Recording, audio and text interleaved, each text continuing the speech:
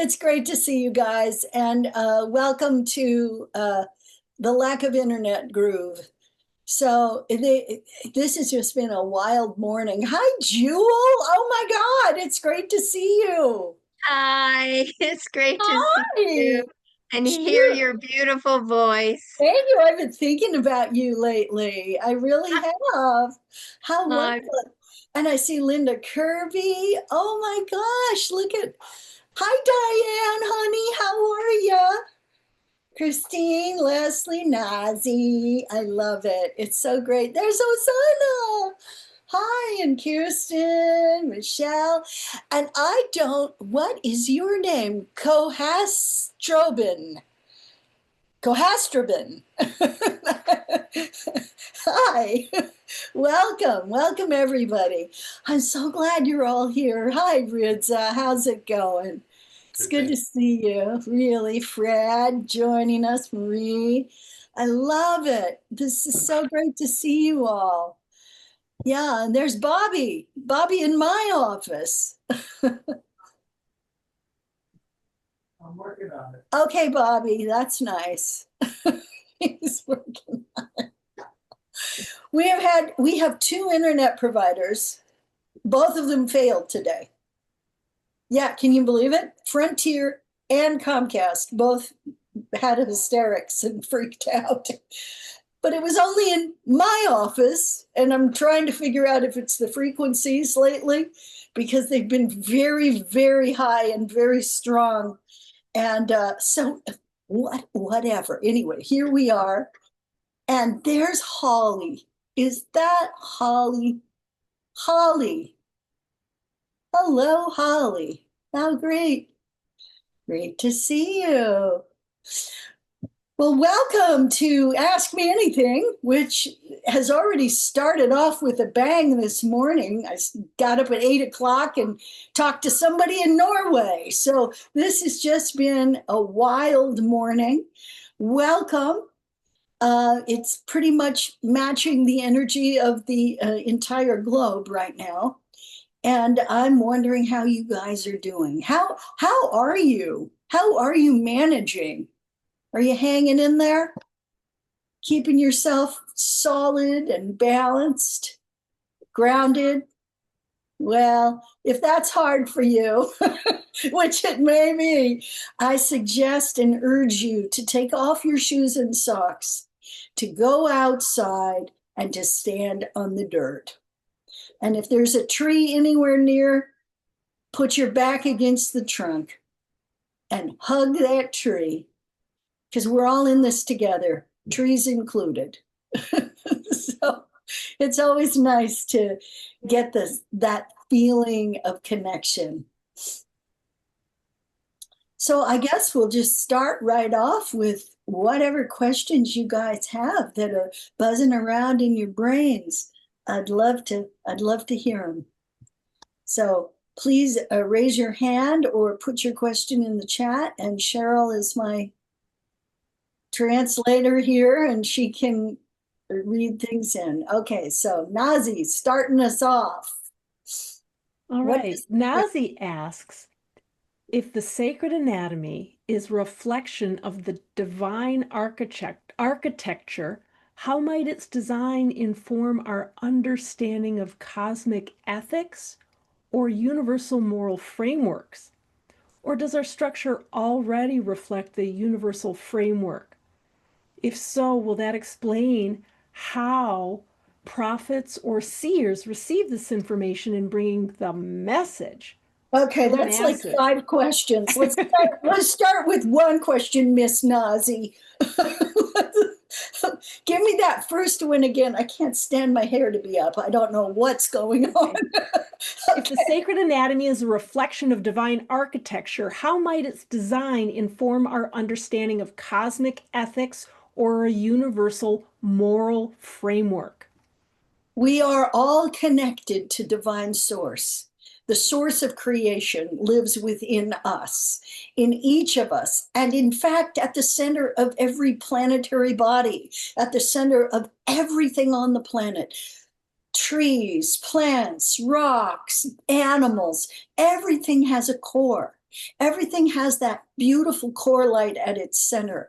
So there is a cosmic connection we are constantly attuned to, and that cosmic connection is right at our center.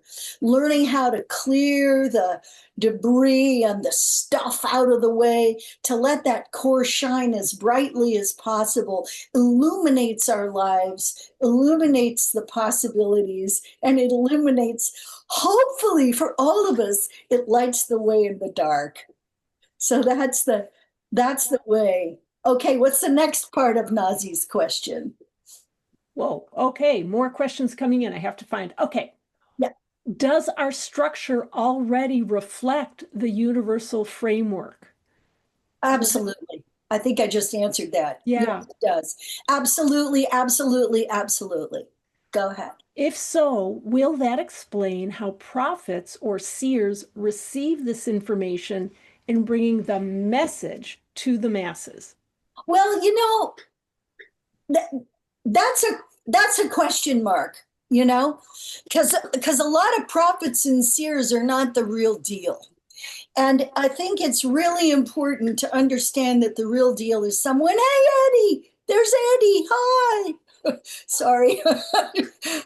When I haven't seen somebody in a long time, it always gives me such a jolt. Hi, Jensen. Hi, darling. Anyway, so when prophets and seers get messages, get inspirations, get divine guidance, really what's happening is that their own illuminance, their own expansion, their own core energetic is essentially expressing the four aspects of the authentic self, which each one of us has. And the four aspects are essentially, if you've heard of the idea of the higher self, that's what the four aspects are. It's just a little bit deeper understanding of higher self, because that sort of indicates that myself just got higher. But that's not accurate. What it is the four aspects of the authentic self are divinely inspired and emanate out of our core, which is of the divine light, which is the totality. And they're the spokespeople or the spokes energetic of the totality. So they're the voice of God within you, if you can just make it super simple. And that voice of God within you is speaking the language that your soul understands, because your soul is the structure that's created all around you. So we're all in the world impacting each other with our souls. Now, if you're a prophetess or a seer or something like that, you're hopefully attuned to your own four aspects. But remember, everybody's four aspects is going to speak to them a little differently. Each one of us are individuated in an extraordinary way. No one person is going to repeat the teaching or message of another person, because everyone has the depth of connection to divine source that is so huge that it needs billions of voices to speak its words, to speak its language, to speak its truth, to speak its beauty. So we need everyone who hears the voice of God within, whatever that looks like to you, whether you believe or don't believe, whether you're, standing on top of a mountain or sitting under the sea. It doesn't matter. You need to speak it out. And that's really the message of today. The message of today, really when I mean today, I mean today, the 20th of June. The message of today is speak your peace, speak your truth, speak your words. Just make sure that they're really directed from within. Make sure that that inner directedness is coming forth and delivering something. Did we just drop, or am I still on? You're still on. Okay, good, because everything went dark in here.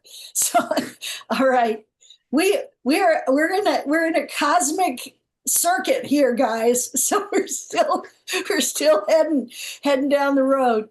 So I think that really answers your question. That like each seer or prophet has validity in their own interconnectedness. But you remember the statement from the I think it's from the Old Testament, might be from the New Testament, about a prophet in their own land is never believed, right? Well, they're not. They're not, because prophets, real true prophets, have to travel out. They have to go out from their little inner safe little sanctuary. They have to go out into the world, and bringing the message that the prophet or the seer or the teacher or the guider, whoever, has for the world, needs to go out. Like, what good would it do the world if Joe Dispenza sat in his living room and had all those great ideas, right? It wouldn't do anybody any good. Joe Dispenza brought his work into the world. What good would it do anybody if I sat at home drawing pictures of the structure and never published my book? It wouldn't do anybody any good. So part of the job of the seer or the prophet in today's age, on June 20th, 2025, which seems a miracle to me, just that date, I think it's amazing that what we actually have to do is have the machine to deliver us in some way, have the machine behind our message. And that goes for you inspired artists and musicians and creators and writers and anyone who's touched by the divine, which is all of us who are in the creative realm. Even people who are in the creative realm thinking of ways to improve the species, like, how can we get better medicine, and how can we get better government, and how can we get better thinking, and how can we get better education? All of those people, they're all touched by the divine. And so we must listen to our forward thinkers. We must listen to people whose ideas are impacting us right now, even though we don't even know it. Maybe we don't know it, that Jewel's working on an amazing painting that will change the face of reality, and she's going to bring it forth. But it's not going to do anybody any good if it stays in her house. She's got to share it in some way. So this is the age of the internet. It's the age of connectivity. It's the age of, you can't shut me up, you know? It's the age of, I've got my own rights, and I've got a phone, and I've got a camera, and I can speak. It's the age of the small prophet, the small seer, having a voice in a space. And I think that we all need to take ownership of that truth. And if you have something to say, damn it, get out there, say it. Don't let anything stop you. I mean, you have to realize that the future of humanity rests on this. It rests on all of us speaking up. I mean, stop being so damn polite. You know, get out there, say your piece. You got something to say it. And the truth is, everyone's eager to hear it. We're all sick of the talking heads, right? Turn them off. Go online. Listen to the real people, because there are a lot of us that have knowledge and wisdom that are speaking right now. Listen. Listen to the great teachers. There are a lot of great teachers incarnated right now. A lot. We all came in. Everybody came in. We all agreed. We said, okay, this place is a mess. Let's go in, you know? And there was an agreement to come in and to live now. Don't think you're living at the wrong time. Don't think that you don't have something to offer. Oh my gosh, I'm really going down this path. I hope that's okay with everybody. But I want you to know that this is truly, from my heart, I invite you to join the cavalcade of intelligent wisdom, you know? And I don't mean destructive negativity. I mean intelligent, caring, heartfelt, beautiful, spacious wisdom, the wisdom of, hey, I'm going to Norway and I can talk to you on a satellite phone, that kind of wisdom. Let's use it. Let's use all the machines we have to stay connected and to save each other's lives. Okay, well, I suppose there might be another question. Nazi? Yes. Did we finish? Are we done with your 4,000 questions? You might all like to know that Nazi's in prac training right now, is going to be a fabulous practitioner with muscle. She's going for it, and I'm so proud of you. Hey, Mark. Hi, Kirsten. Oh, it's good to see you. Nancy Solomon. Oh, right. Hey, Good to see you all. Oh, welcome, welcome. All right. What's the next question, Madam Cheryl? Yes, well, Michelle asks, there is talk in the spiritual community about the current energies making changes to our nervous system, even the capacity of our chakras to process these new strong energies. Have you noticed any changes to our physical or subtle anatomy?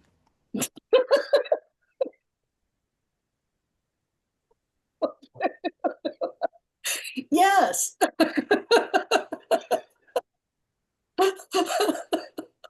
Yeah, it's happening, baby. We are evolving by hook or by crook, whether we're in or not.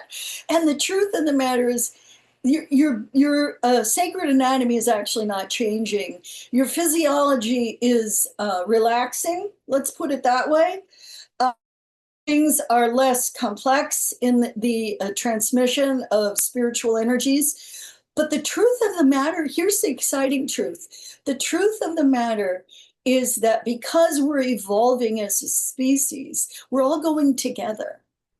So it's not like a little conclave in the, sitting on a mountain in, Hermitville, Maine. They're getting the download. That's not what's happening. Everybody across the planet is getting it at the same time. We're all getting it. And so those people that are dedicated to a particular belief system, a particular religious philosophy, a particular political philosophy, they're getting those energies too. And what's happening is they're either adapting, shifting, changing, making space, or they're resisting them. And if they're resisting them, violence is what occurs. So anywhere you see violence, anywhere you see that kind of like, energy, that's what you could think of as an imbalance in the species. It's manifesting in that way. And God help us, what's going on in the Middle East. Just God help us, my heart is breaking for the Middle East, but it's also breaking for Los Angeles, and it's breaking for the immigrants getting picked up because that's violence. Anytime we see violence, it's not appropriate. It's not right. And the other thing we're seeing is really good people leaving police forces, leaving the military, leaving places where violence is committed, saying, I'm not going to participate. We're in the crux of a really tough moment. Gladwell called it the tipping point, I think we're on the other side of that. I don't think we're tipping anymore. I think we're sliding down a slide. But the truth of the matter is everybody all over the world is feeling it. And every part of you is feeling it. So your chakras may be adjusting. But here's the deal. That idea of playing with DNA or playing with, you can take a transmission and your DNA will change. That's bullshit. Your DNA is your DNA is your DNA is your DNA, and you are really starting to live into your DNA. This is what's happening. It's like an awakening. It's not a fixing or a changing or a download that shifts you. It's that you're finally starting to be aware of who you truly are. And that's the big change. That's the big change. And that is just as powerful as like some kind of hocus pocus, right? So I'm not a big fan of hocus pocus, you guys. I'm a big fan of awakening consciousness. And that's what's happening right now. Another question. Thanks, Michelle. That was awesome. Yes, and this one's from Juliana. She says, in sacred anatomy, energy medicine, that is the foundational healing modality that Desda started, we use source energies to help our energy structure. But what is happening when we are not intentionally bringing them in? Are we absorbing them throughout the day? How does that work? Are there source energies that are negative to our soul's purpose? Thank you. Source energies. Here's what happens. This is just a quick and dirty. Here's what goes on. The source simply expresses. It has no agenda. It doesn't believe in good or bad, right or wrong, left or right, up or down. It simply expresses. And so it's up to you as a co-creative actor in the universe. It's up to you to say yes or no to energies. If you say yes to negative energies, well, there you go. If you say yes to positive energies, well, there you go. But there isn't any agenda that the source has. Like the source isn't going, oh, Christine Hodel, there you are. Let's see, let me bring in special energies for you. That doesn't happen. We are, in fact, all special, all unique, and all connected. That's humanity.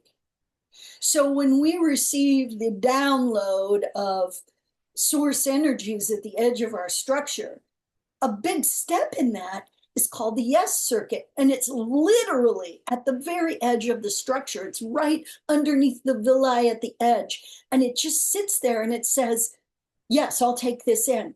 And if it says no, what it means is not yes, but it takes in not yes. So if abundance is coming to you and you say no for some reason, like I hate money, I say no, then what happens is not abundance.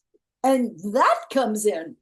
So all of these energies have the potential to be what they are and what they are not, because they are reflections of divine source, which is the great I am and the great I am not. It is and it isn't. Same deal. Both sides of it's the same coin, both sides, right? I am not. Yes, abundance, no abundance, not abundance. You see? You see? So when we receive those spiritual energies, and they're coming to us all the time, and we consciously can say yes, or we don't consciously say yes, we simply receive them. Like we receive vital life force, we receive, beating heart, we receive, the vision to see, we receive, my brain is working, we receive, hopefully, we receive all of these things that are coming to us. We receive them subconsciously, but we consciously can also receive them. And consciously, we can not receive them. So when you and I decide that we're going to increase conscious awakened awareness, that we're going to literally wake up, right? I'm awake, I'm seeing what's happening, I'm here. When you're waking up, that's when you begin to consciously interact. And you start saying yes to frequencies instead of just automatically letting yourself survive, which is, of course, what is happening to probably 98% of humanity is just going, yeah, okay, I'm alive today, But you and I are saying, I say yes to survival. I say yes to life. I say yes to awakening. I say yes to the eternal energetic called source light. I say yes to my own core. I say yes to beauty. I say yes to truth. I say yes to peace. I say yes to love. And all of that conscious awakened awareness taps into the subtle frequencies of life, because we have 5 quantum energies that I can speak to. We have strong force, weak force, gravity, and electromagnetic, right? Those are our 4 energies. The 5th energy, guess what it is? Subtle energy. Subtle energy. Yes, I like that, Hosanna. Yes to ice cream. That's mine. I roll like that too. Yes to chocolate. So it's really important, I think, that we know that the subtle energies of the universe are powerful, manifest frequencies. They fill space. They fill us up. They are everywhere around us. They are between our cells. They're inside of our atoms. Subtle energy is everywhere. And what you and I do when we consciously interact with subtle energy, we're talking to the universe. We're talking to all creation. When we use our conscious, awakened awareness to speak to light, to speak to life, to invite it into ourselves, to open up the doors to it. We're saying yes to creation. We're saying yes to that co-creative partnership. And you cannot kill your ego and have that. You have to have an ego. You have to have the ability to be in a physical body. If you have no ego, you will leave your physical body shortly. So it is important you have some kind of ego, some kind of sense of persona. It doesn't have to be very big and important, but you have to have some sense of that to stand in partnership with divine source and be able to access subtle energy. So the entire subtle anatomy is made of subtle energy, except for the electromagnetic field, which is manifest right around us and is speaking the language of electromagnetics. So sending out electrical impulses and pulling in magnetically information that has to do with your personality, your manifest reality, the thick, dense matter of your body. Yeah, there it is. There's a picture.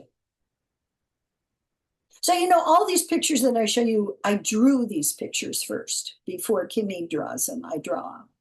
And my drawing isn't as good as hers. So we got a good artist to draw and to make them even better, which is nice. Is there another question? Oh, yes, lots of questions today, Desda. This Hallelujah. one from Robin. She says, I am sick, both heart sick from being in love with someone who was not in love with me, and also physically sick with parathyroid and kidney illness. She wants to know what kind of a doctor might be able to help her. Probably an endocrinologist would be my bet. But first, if you're in love with someone who doesn't love you, there's options, Here's some options for you. Someone doesn't love you, you have to look at, first of all, what you're radiating out. If you're radiating out complete acceptance and unconditional love, what's to reject? If you're radiating out, I need you, I want you, be mine. If you're doing that, why would anybody want to go there? So it's important to remember who you are at your center and radiate out pure love and true love that is related to sort of that cosmic level of awareness. So you don't fixate on one person, you just let everybody in the world have your love. Just share your love with life, your love with consciousness, your love of art, music, and beauty, and do everything you can to experience that love. And pretty soon that one person will become 100 people, because it isn't for us right now to fixate on one person. We must love everyone, even people who are broken and harmed from their own misdeeds. We must allow them to exist in compassion. I'm not talking about being in love with somebody. I'm talking about truly loving. And true love really comes from a very unselfish place. In the subtle structure, it's in the mental layer, in the acceptance strata, and it has to do with the divine feminine. And, we could go down a little story about that. But the fact of the matter is, if you're allowing yourself to simply accept what's in front of you, whether that person is perfect or imperfect or, even knows you exist or don't, if you just radiate acceptance, pretty soon it really won't matter to you. It really won't matter to you who loves you. The truth is, you can be in love with so many people. So many people in the world are so beautiful and so willing to be loved. You could love so many people. So restricting your love to just one person who's rejecting you, what does that say about your desire and commitment to lift the energetic of the species? And believe me, we all have to have that commitment. So if you can take a deep breath and allow yourself to love others back at wherever they are, whatever they're up to, just love their beingness, not their actions necessarily, but love the divine within. If that's possible for you, you can overcome this heartbreak and turn it into a rocket launch for yourself. And that's what you want. That's what you want. I think there was another part to her question, which I don't remember.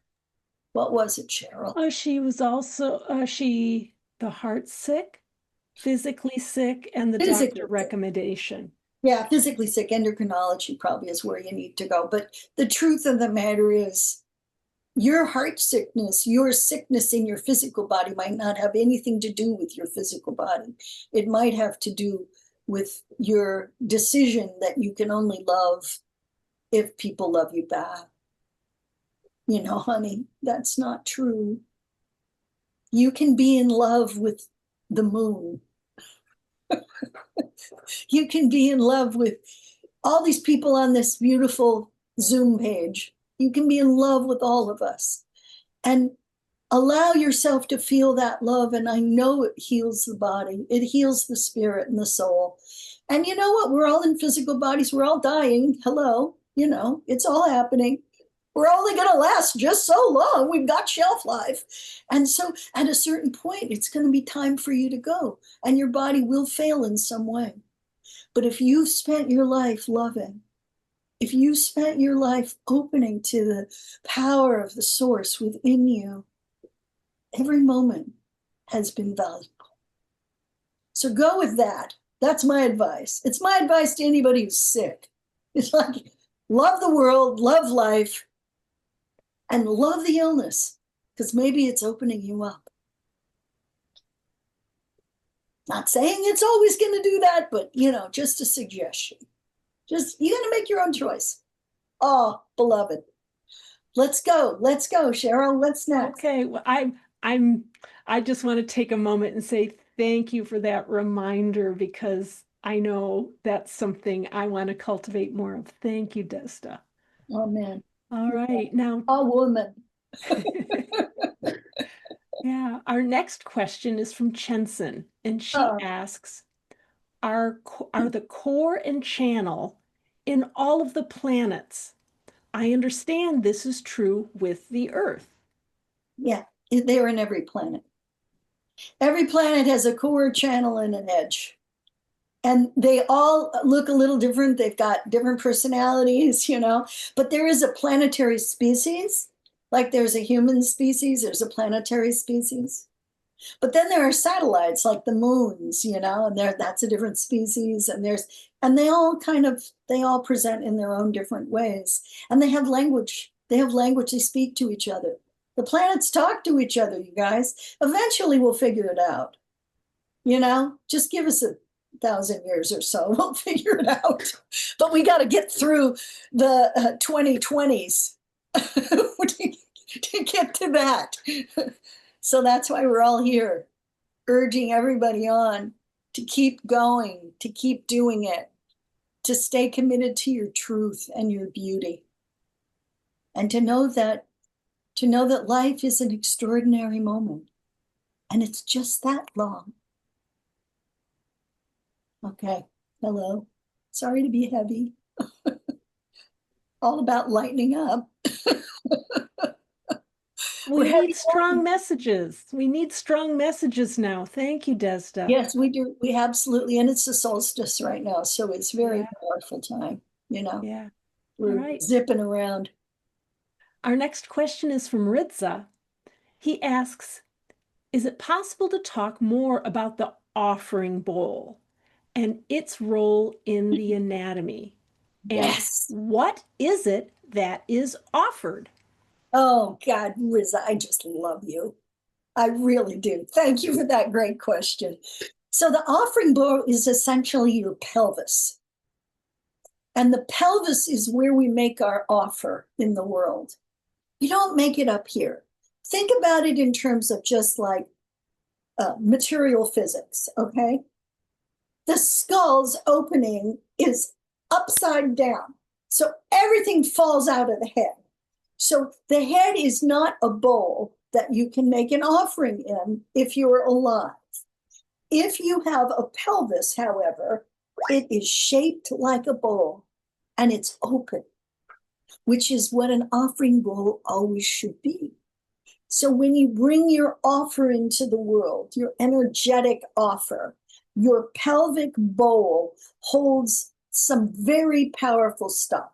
It holds sex organs, which help us continue to make the offering of children and reproducing. And so that's a big offer. And then the other thing that it holds is waste elimination, which is extremely important in any transaction. You must release what does not function, what does not work, what needs to leave, and retain that which is good. It's also the seat of your Dantian chakra, which is essentially the seat of power in your subtle structure. So it holds your will. It holds your drive. It holds the ability to just go for it. So if you've had things like colitis or colon cancer or rectal cancer, bladder cancer, any of those cancers, uterine cancer, if you've had cancers in that part of your body, it's a frustration signal. So it's saying, hey, you've got an offer to give, you better start giving it. Because something goes wrong there. Your Dantian is all about your delivery into the world of your soul's purpose. So how do you know your soul's purpose? It's not as hard as you think. Your life purpose is much harder. It's much more difficult to decide, I'm going to be a doctor or a lawyer, I'm going to, work in the salt mines. I've got to decide which thing I'm going to do in my life. That's harder. There's more choices. Soul's purpose is basically one of three things. You're either here to get the big picture vision and to help lead humanity forward, or you're here to hold the stewardship of beauty, harmony, balance, or you're here to be a vessel of love. So you're here for one of those reasons. It's really simple. All humanity is here for one of those reasons. And it obviously can be more complicated, more interesting than I just outlined it. You can say it in your own language. But those three things are pretty much what we need to make the full picture. So the offering bowl already knows what it's dedicated to, because that orientation, one of those three orientations, is held in your bones of light. So the bones of light, maybe we could see a BOL picture, Cheryl, but the bones of light hold that, show the alpha substructure composite picture. Anyway, so your bones of light are related to your physical bones. Your physical bones and your energetic bones are the same bones. Same skeleton. We do not have two different skeletons. We have one skeleton and it's all connected. Just like we have one viscera and it's all connected. So the viscera of the subtle is the same as the viscera of the material. We are solidly one body. And we are not two different bodies, five different bodies. You've heard, the mental body and the spiritual body, and that's all bullshit. It's one body, period, end of conversation. So here's a picture of the bones of light composite. And you see that there's a little guy there. The little guy is a guy who's holding the pelvis. The pelvis is part of this alpha substructure's bones of light. You can see the two big alpha discs, which are the alpha substructure. You can see the guide wires that attach. This is the wrong picture, Cheryl. We got to get the right one in there. That's got a line in there that shouldn't be there. But please take it down. It's the wrong picture. We had a miscommunication with the artist, and those pictures should have been destroyed, but they weren't. So anyway, the idea of the bones of light is that there's a framework, which is like a rib cage. There are discs and guide wires, which are kind of like ligaments and bones. And then there's the caduceus, which supports the core. We have a vertebral column at the core. There we go. That's a great picture. So there's a vertebral column at the core that supports all the chakra currents as they move through the core. It supports all 13 chakras. And that caduceus is a critical part of the bones of light. It also contains and holds the physical spine. So we have this interconnectivity with the bones of light and the human bones, the skeletal system. And those two things are made of the same matter, subtle matter, which is called subtle light matrix. Subtle light matrix is this extraordinary frequency. If you've ever been in a dark room with a living broken bone, you can see light shining out of it. It is quite amazing. But most people don't get to ever see that in their lives because they don't see those compound fractures where and they're not in a dark room when it's out, so who gets to see this? But that is true that they do shine. They have a luminance. And just like our spinal fluid is luminescent. So we have luminance within us that's physically manifest in an electromagnetic way. But the bones of light are interactive and interrelated. And the thing about the offering bowl is that it's delivering the goods, whether you're conscious of it or not. And also, your sex organs is usually how you make love. I mean, most people do it that way. So there's this interconnectivity that happens when two people fall in love and make love together with their sex organs. There's a light that emerges. If any of you have had a baby, you may have felt the light of the pregnancy enter your body at the time of pregnancy, the moment of conception. Some people are fortunate that they have that experience and others don't. It's not a big deal, but it's very interesting. Okay, I think I answered that question, Lisa. All right, let's go on, Cheryl. Beautiful. All right, now Kirsten asks, I'd like to hear more about the human resonating chamber, and she's excited about your recent email about the event tomorrow. Yeah, so there's this thing called the Universal Human Resonating Chamber. Some of you, now, how do you guys feel when you're in a big crowd and you're standing in a big crowd? Do your feet feel really activated? Do you feel really connected with those people around you through your feet? Did you, when there was that giant tsunami in Indonesia, did your feet ache? These are all ways that you may have already experienced the human universal resonating chamber. It's about 18 to 24 inches below your feet is a thing called the axis chakra. And maybe we could see a picture of the chakras. Yeah, there we go. Okay, so you see the axis chakra is not the one right by your feet, but below it. That's the axis chakra. And then below the axis chakra, do you have the picture of the human universal resonating chamber, Cheryl? Do you have that picture yet? I can get it. Anyway, it's right below that axis chakra. And the axis chakra is kind of like where the roots come out of your feet. That's what anchors us physically into the axis chakra, the roots that come down from the center of our feet. Anyway, they actually anchor into there. And then there's this universal human resonating chamber that's like this big connected. You could compare it to the idea of the matrix, right? You have a matrix that connects us all. The only thing is that nobody puts you in the damn thing, and it's not being hidden from you. You're actually connected to it. You just maybe aren't aware of it. And you cannot disconnect from it because humans are all connected. We're like aspen trees or apple trees, There's an interwoven connectivity in the earth or mushrooms, you know, the wonderful mushroom networks that connect us and that help the trees communicate. I mean, there's all this stuff going on in the earth. And one of the things that's going on in the earth, if you're standing on it, 2 feet below that is your axis chakra, and 2 feet, and right below that, 6 inches or so below that, is the universal human resonating chamber. See it? And it looks kind of like that. It looks like this white cloud. And the thing about it is it goes right out into the universal.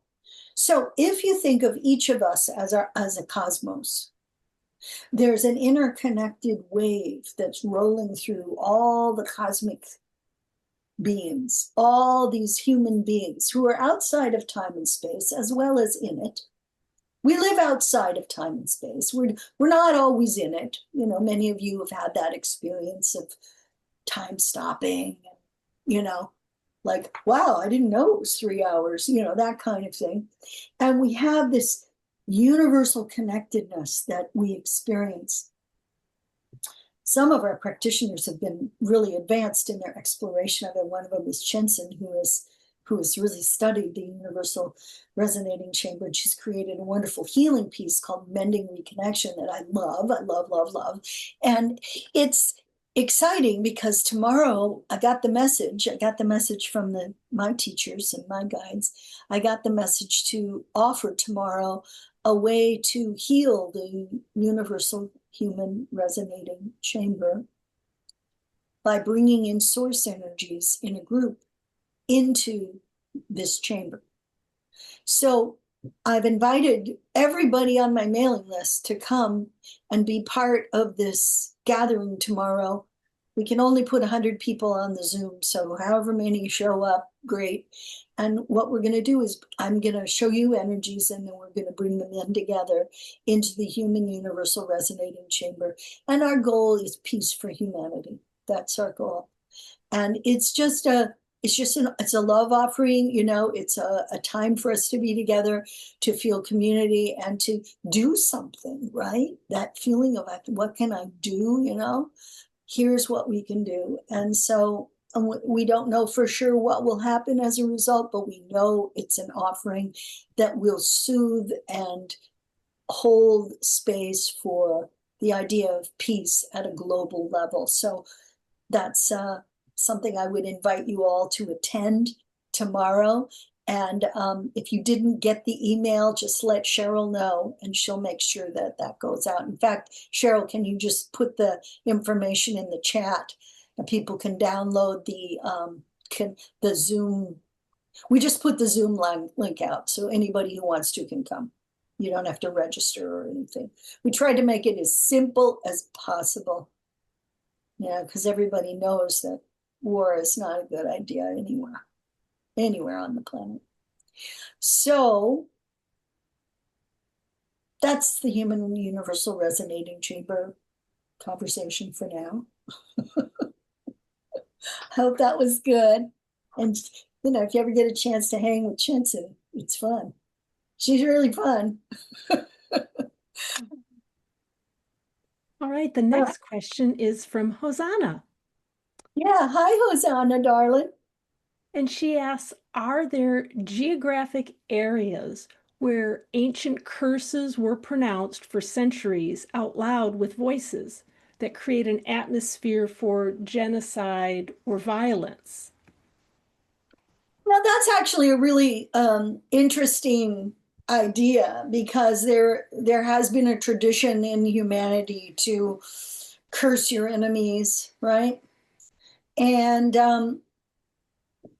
I think that the thing we have to realize is that this is not the time of that power. We have moved outside of that power because there's enough of us who travel outside of the restrictions of the negative thought of earlier uninformed peoples to be able to lift this worldwide curse, I guess, of holding yourself in thrall to the dark. I think, you know, I think it's really important for each of us to know that the shadow aspect exists in all of us. We all have the ability to curse our enemies, to find that we do have enemies, to think that people are speaking against us, to fight back with strong energy and intentions. And to be honest, this is the time now to pick up the torch and to step to a higher consciousness. This is not the time to continue curses. This is not the time to allow them to exist in your presence. You have the ability, wherever you go on the planet, you have the ability to pick up the torch of your own truth, to hold it high, and curses evaporate. They don't have strength around that. And oh yeah, there's lots of big magicians who've lived on the planet and whoop-de-doo, but they don't have the power now, because the forces of heaven, the forces of good, the forces of truth, beauty, happiness, and light are aligned right now. And if you are part of that alignment, which I think you probably all are, then what you've done is you've picked up the torch, you've stepped up, and you're holding it high. So any negativity that might exist in the planet essentially is being released. And this is what we do when we bring in positive energies for peace together as a community. We bring it in to this resonating chamber that is in the earth. It resonates throughout the globe. It moves through all people, places, everywhere on the planet, because it's not like in a simple line. It's all around. It's round. Everything is round. And when we send out that energy, it goes all around. So if we're sending out the frequency for peace, if that's your commitment in life, you're constantly sending the frequency for peace, aligning your own peace, realizing what is not peaceful within you, releasing it, using that moment to heal your own heart and spirit. There's a lifting of consciousness that occurs. And as that occurs, the darkness subsides because it cannot stand in the light. That's what I know. I hope that helps. Hosanna, I hope that helps. You know, evil exists, that's true. You know, so do gallstones. You know, here we are. Yes, we have to allow for all of that. Thank you, Desda. And Chenson asks, she says, I am noticing a higher number of astral deities showing up in my clients. My understanding is that every deity has a shadow side. Can you speak more about this duality? And do people attract astral deities from compatible resonance? Okay, so now we have to describe what an astral deity is. So an astral deity is essentially a being that was worshipped at one time and has fallen out of, you know, acknowledgement. So somebody like Thor, you know, was real popular there for a while, and he's kind of fallen from popularity. So they're still around, all these deities, and they exist in this sort of astral realm. And it's the shadow aspect of Thor, the part of Thor that was going to throw lightning bolts at his enemies. So it's a dark side. And if these entities show up in clients, we remove them and we send them back to the astral realm, because the astral realm is a part of humanity. It's a part of our own evolutionary process. And it's a place where the shadow aspect is living, basically.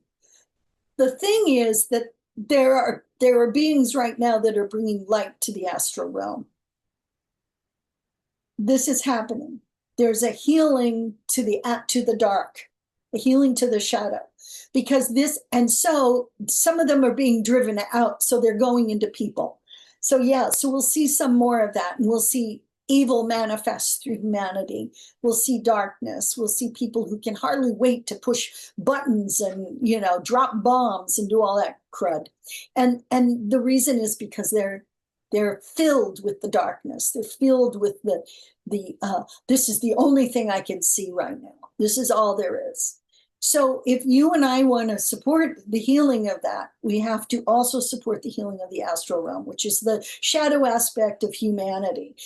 What do you think we're doing when we allow our own luminescence to get stronger? When we look around and love everyone, like love your enemies, right? Love everyone. What is that that's happening? That is a healing of the shadow aspect of humanity. So we have to heal it. We have to, A, take responsibility for it, like it's all of our stuff. B, we have to realize we have the ability to interact with it. And C, we then have to take action. And our action needs to be focused and clear. And D, we have to not be afraid. When you are scared of something, you're giving it power. When you're scared of evil, or you're scared of this bad guy, or this, whatever, you're scared of snakes, whatever you're scared of. If you're scared, you're agitating your own shadow. So look at everything you're afraid of. Am I afraid of living in poverty? Am I afraid of bombs falling from the sky? Am I afraid people I love will die? And you have to look at these things and go, yeah, probably people I love will die. Okay, what am I doing being afraid of that? Why can't I just embrace that as it happens? Why can't I just allow it? Why can't I just be with it? Well, you can. You can. The reason why you're not is because you're scared. Why are you scared? Underneath the fear is that paralysis. I have nothing I can do about it. I am paralyzed. I am stuck. I can't afford to do this. I can't go over here and help anybody. I have no way to do anything. What have you done? You've boxed yourself into a corner. So realize that the horizon belongs to you. Say it out loud. The horizon belongs to me. It's my horizon. I can see forever. Get yourself out of the small place. Step into the big place. Pick up your torch.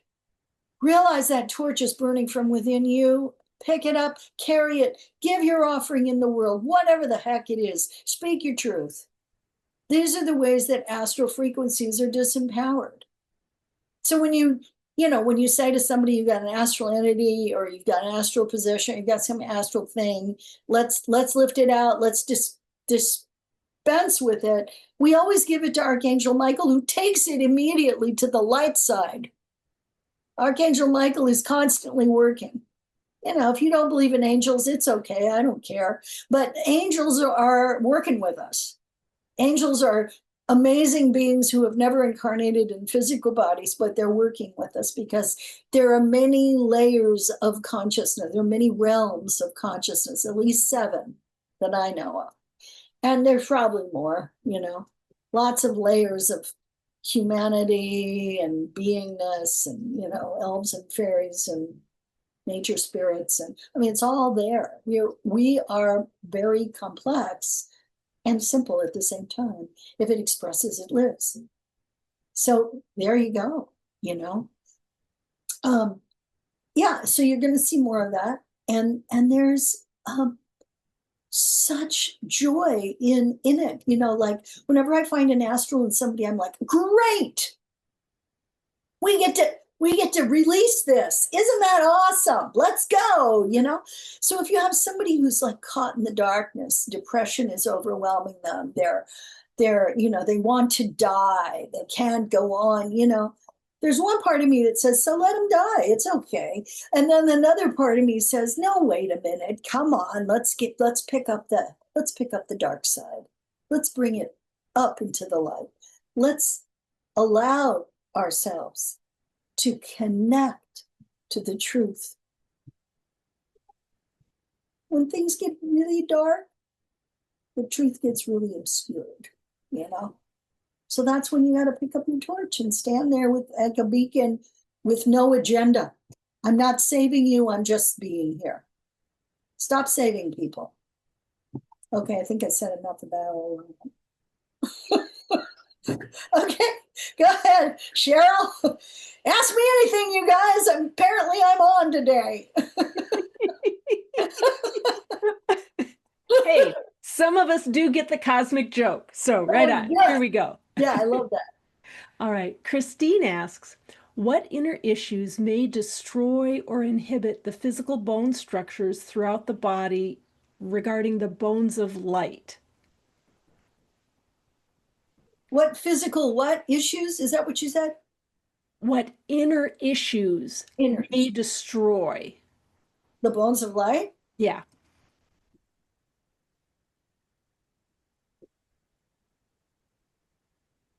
Well, it's pretty hard to do.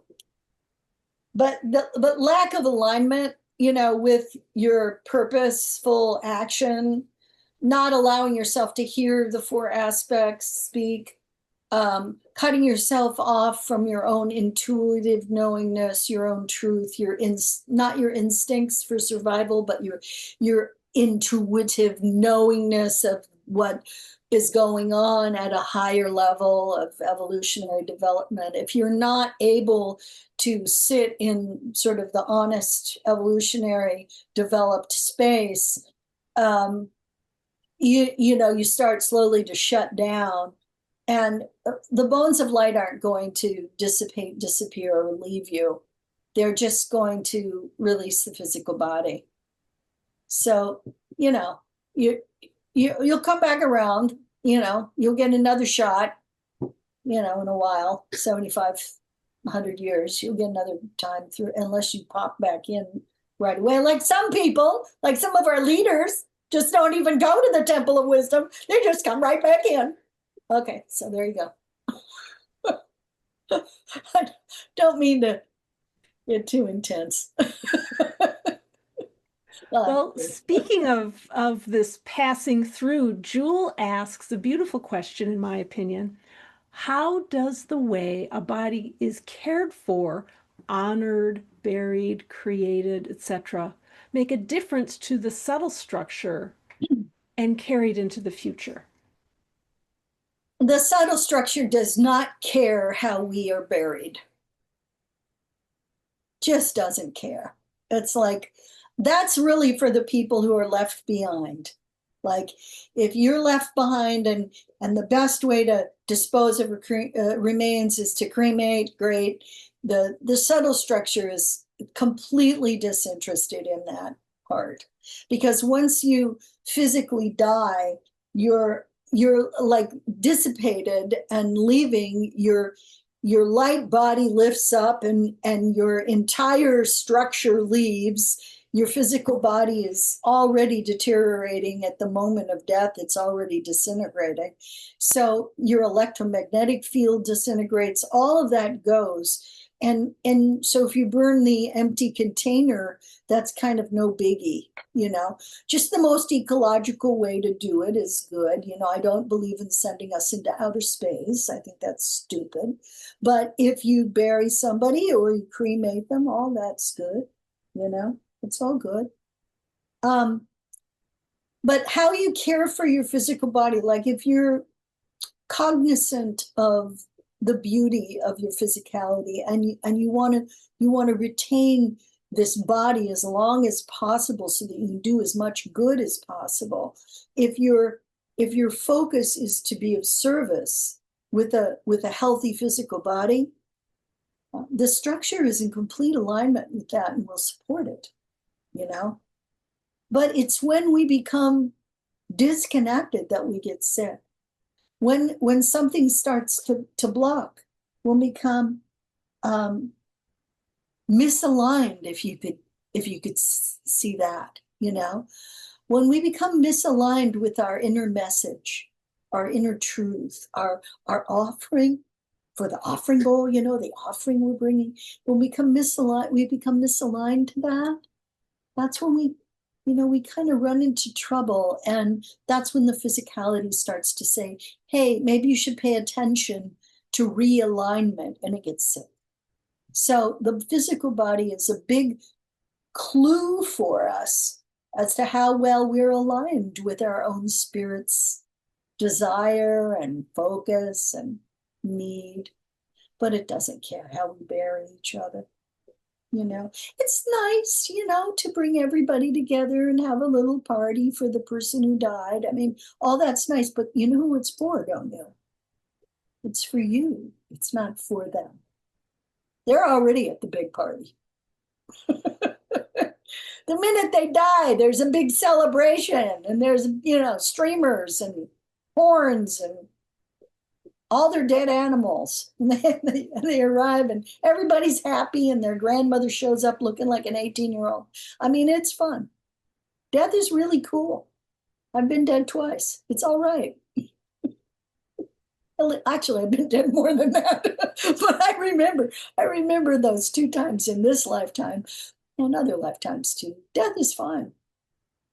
It's not so scary. In fact, a lot of times people are like, why isn't my mother talking to me? I thought she'd talk to me. Well, she's resting. You were enough for her. She's resting. She needs a break. She's taking a vacation. So people, when you go over the other side, you rest. You rest, and you kind of like marinate a little, and then you review. You review your life and all the stupid shit you did. Which, believe me, right? We've all got lists of stupid shit. Oh no, I have to look at that. Yeah, you do. But you also get to look at the good stuff too. So that's extremely beautiful. Wow, this is so wonderful. Is there another question, Cher? Well, actually, Jewel had a little follow-up, and Oh, it is, how is the microbiome influencing the subtle structure after death? well, the microbiome lives in our template. Maybe we could see it. The electromagnetic field of the microbiome lives in the template.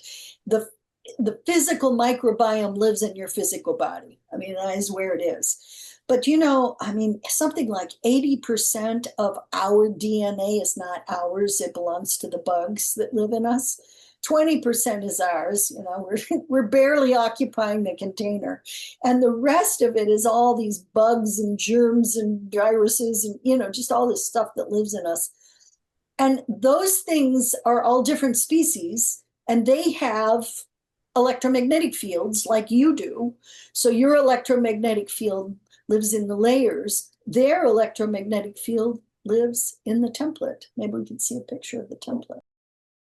So the electromagnetic field of the microbiome lives outside of the electromagnetic field of humans.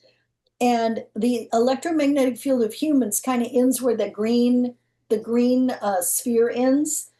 So the electromagnetic field of the microbiome is over the yellow area. And it also goes into the turquoise. So those are layers of the layers system underneath the template web, which this is a very nice drawing of the template web. It looks like a blackberry bramble. It is a mess, and it's just all tangled up and going all over the place. We couldn't draw that because it would be too upsetting.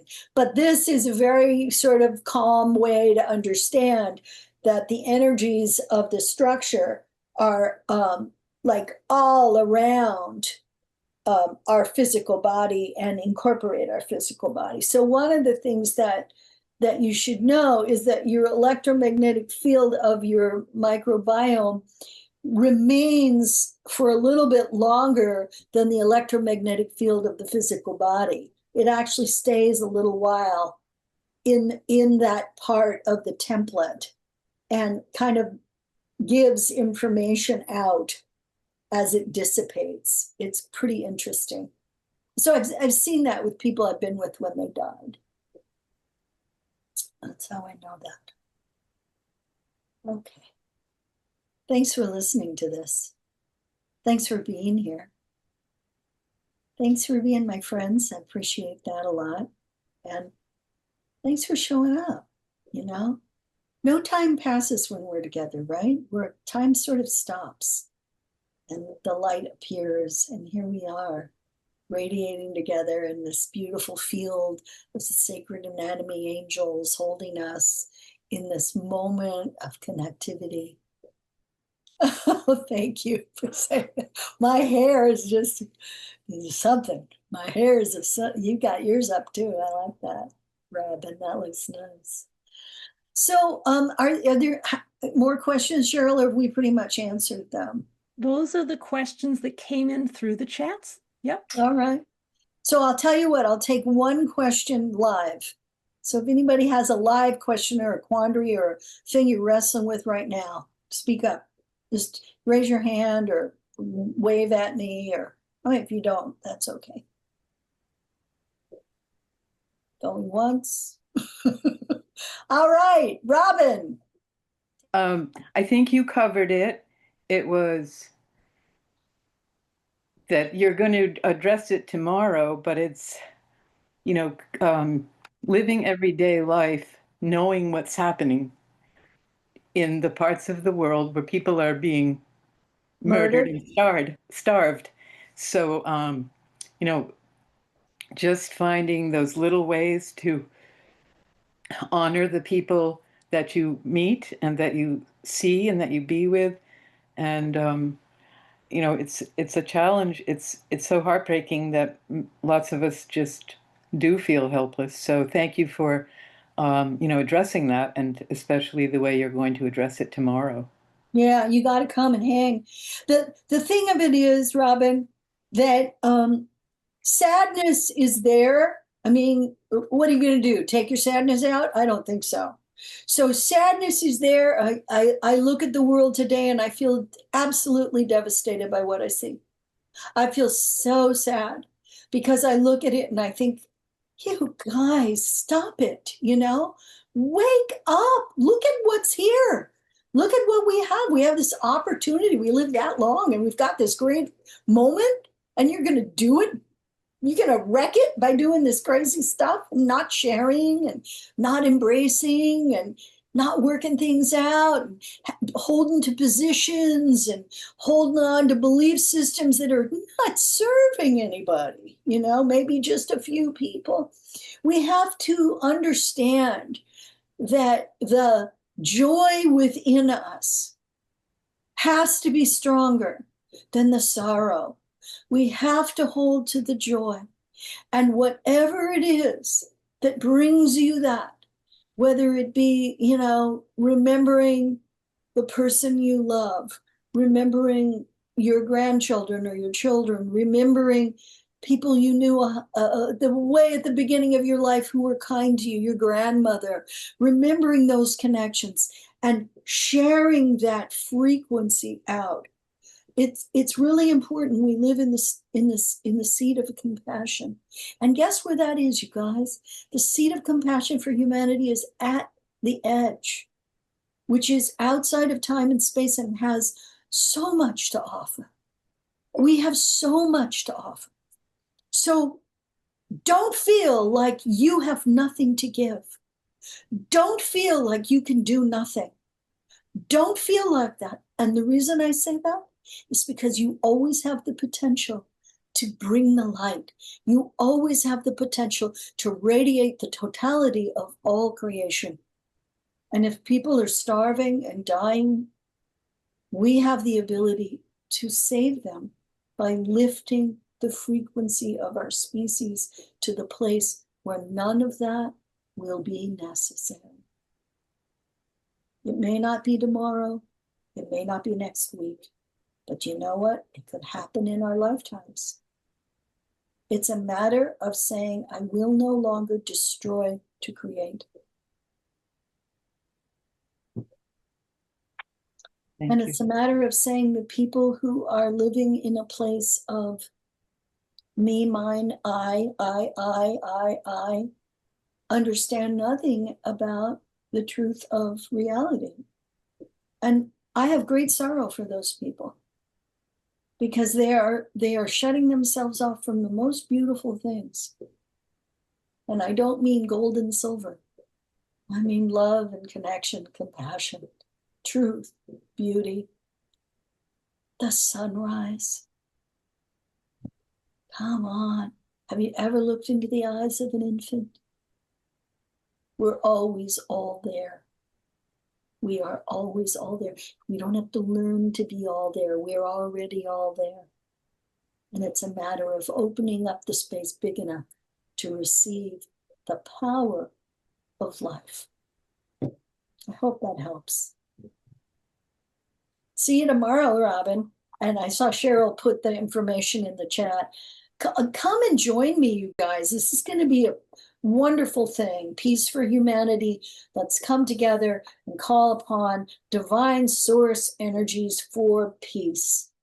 And they're being told to me what to do. And I'm just following the instructions, you guys. And that's what real life is, isn't it? Just following the instructions.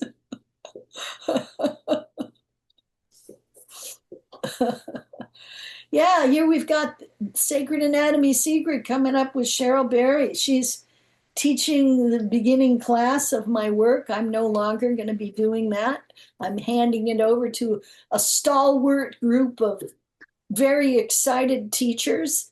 And Cheryl is kicking it off in September. So registration will be opening soon, but put September 5th on your calendar and try to be there. Let's see what else there is to share. The Edge Express. This is the opening class, the free class, September 26th. An opportunity to listen to Cheryl talk about the Sacred Anatomy Edge Express, the secret, and then the Edge Express. Both of these things are part of the same download. And then we got energetic hygiene. If you've taken the edge and you want to keep going, take hygiene, our free class intro. Do you need it? What do you think the answer is? And what else have we got, Cheryl? These are all the classes on our site. In September, I'm offering a class called Awakening the 9 Levels of Sensing. It's a little more advanced class. You may qualify for it if you've taken some classes with me. And it is a 6-day intensive dive into the depths of understanding how to be in your subtle anatomy, to sense from it, and to experience 9 completely different states of awakened awareness. So I'm taking you on a ride. We're going to the big excitement in the sky, and the class is taught at a beautiful place called the Open Sky Retreat Center. And even though it's a 6-day class, I'm not providing places to stay, because you know what it costs to do that, you guys? It's like 30 grand to put a deposit down. I just didn't have it. So until I get a nice benefactor who can give me 30 grand, we're all going to pay for our own housing. And we're going to meet for it. July 18th, we're coming back for another Ask Me Anything. Please give me some feedback about this hour and a half here today, and let me know if you liked it, if you want to see more, if you're ready to sign up for, 100 years of Ask Me Anything, or if you think I should just stick my head in a pail. It's all good. I always have a lot of fun hanging out with you. Thank you, Juliana. Thank you. I'm really hoping we can all get together someday at a big party. Don't you think we should have a big party? All of us? Yeah, gather together, all meet, at the horizon. That's what we'll do. We'll meet at the horizon. Okay, I'm going to say goodbye now. Blessings and love. Thanks to Cheryl Berry for being my go-between and half of my brain. And thanks to Bobby Z, who we turned his office into my office in 5 minutes. And he's just amazing. He's figured out how to go back online. All right, you guys. Love you so much. I hope to see you soon. Blessings, joy. Come join me tomorrow and we will bring in some energies for peace and love.